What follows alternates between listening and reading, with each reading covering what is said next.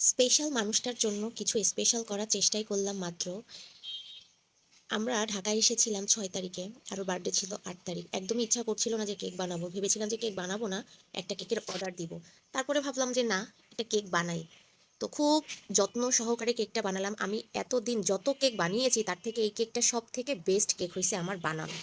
এত মজা এবং এত ইয়ামি হয়েছে, মানে নিজেকে নিজেই বলছি আমি কি এত ভালো কেক বানাতে পারি।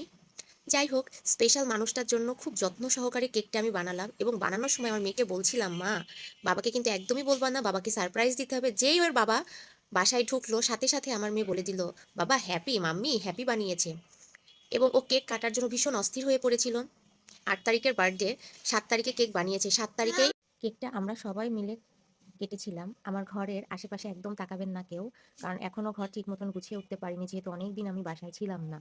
এখন আর আমার কোনো কিছুই করা লাগে না, সবটাই আমার মেয়ে আমাকে অনেক হেল্প করে। তার বাবাকে নিয়ে এসেছিল, বলেছিল বাবা আসো, তোমার জন্য সারপ্রাইজ আছে।